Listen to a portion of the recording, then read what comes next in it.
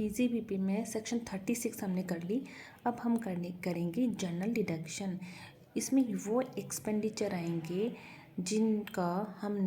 जिनको सेक्शन 30 से 36 में जिनको कवर नहीं किया हो, मतलब other than covered under section 30 to 36 is allowed as deduction if following conditions are satisfy. उसके लिए फॉलोइंग कंडीशन सेटिस्फाई होनी चाहिए। और वो कंडीशन कौन कौन सी होनी चाहिए कि रेवेन्यू नेचर की होनी चाहिए, जो एक्सपेंस है वो रेवेन्यू नेचर के होने चाहिए, ना कि कैपिटल नेचर के। सेकंड कंडीशन है एक्सपेंडिचर जो है इनकर्ड है Holi and exclusively for the business and profession, not personal use के लिए अगर एक्सपेंडिचर यूज़ किए तो नहीं अलाउ होगा।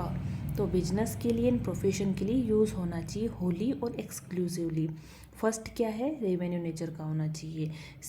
थर्ड जो आती है लीगल होनी चाहिए। ये जो एक्सपेंडिचर जो किए जाएंगे जिसके लिए हमें डिडक्शन क्लेम करना है वो लीगल होने चाहिए, मतलब प्रोहिबिटेड बाय लॉ नहीं होना चाहिए।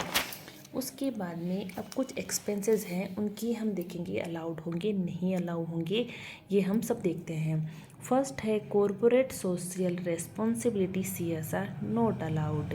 Dividend and DDT not allowed.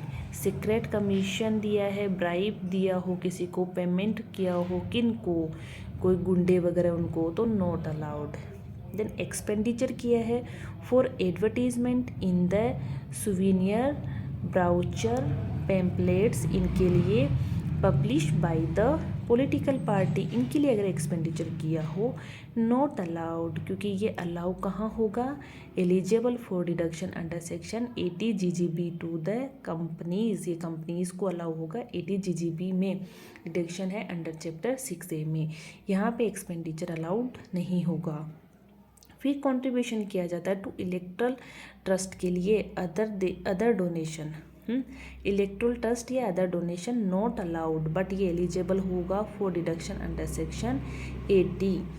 फिर आता है provision for loss of subsidiary, provision for deferred tax, provision for income tax, provision for diminution in value of assets, provision for uncertainty liability, then not allowed. ये expenditure जो है provision वाले provision जो करते हैं ना वो नॉट अलाउड। ये प्रोविज़न किस किस के हैं एक बार आप पढ़ लेना।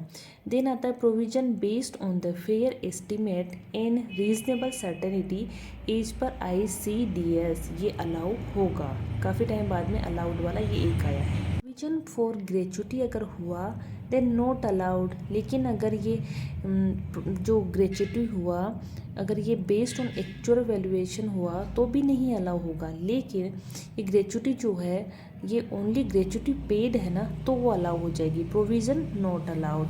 फिर शेयर इशू करने के एक्सपेंसेस हो गए ना अदर देन प्रीलिमिनरी एक्सपेंस में तो 35D में अलाउड हो जाएगा रिडक्शन, लेकिन अगर अदर देन है तो शेयर इशू एक्सपेंसेस हुए इनकर्ड हो गए फॉर IPO राइट इशू, इनके लिए नॉट अलाउड। लेकिन अदर देन हो गए अदर केस में जैसे बाई बैक किया, बोनस दिया, उसके लिए एक्सपेंस किए तो अलाउ हो जाएंगे। फिर डिवेंचर इशू एक्सपेंस है वो अलाउ हो जाएगा इंक्लूडिंग कन्वर्टेबल डिवेंचर। फिर discount on issue of debenture allow हो जाएंगे over the life of debenture की लाइफ में, discount on issue of debenture. Then एक आता है कंपाउंडिंग फीस वगैरह आ जाती है नॉट अलाउड।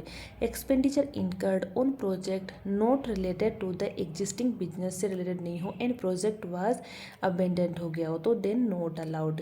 पेमेंट किया हो टू कंसल्टेंट को for the opinion on new business को स्टार्ट करने के लिए हमें ओपिनियन चाहिए होती है तो पेमेंट करेंगे कंसल्टेंट को, not allowed.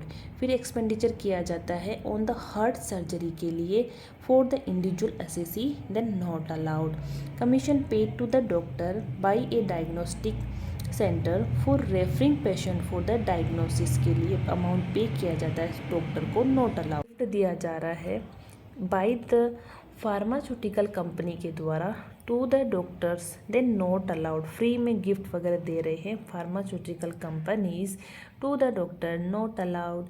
Tax on the non monetary perquisites of employees paid by the employer, employer pay कर रहा है किसको, एम्प्लॉय को, मतलब एम्प्लॉय के लिए टैक्स पे कर रहा है, टैक्स दे रहा है on the non monetary perquisites के लिए, then not allowed expenditure incurred किया जाता है on the keyman insurance policy, यहाँ पे अलाउ होगा एक्सपेंडिचर, मतलब कीमैन इंश्योरेंस पॉलिसी में प्रीमियम जो पेड किया जाता है तो उस पर अलाउ हो जाएगा। देन आता है sponsorship fees allowed, not compete fees allowed, expenditure on the glow sign board allowed, expenditure incurred for the grant of ISO certificate के लिए allowed, loss due to theft if incidental to business then allow हो जाएगा। ठीक है।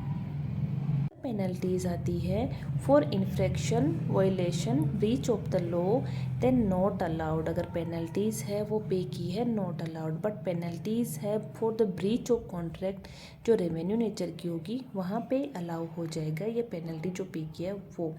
और इसके अलावा fees पे की है for the delay filing of the TDS statement under section 234E, वहाँ पे डिले किया है, डिले फाइलिंग करने पे फीस पे करनी पड़ती है, वहाँ पे वो अलाउ हो जाएगा। और एक रिफ़ंड मिलता है डायरेक्ट टैक्स का, इनडायरेक्ट टैक्स का।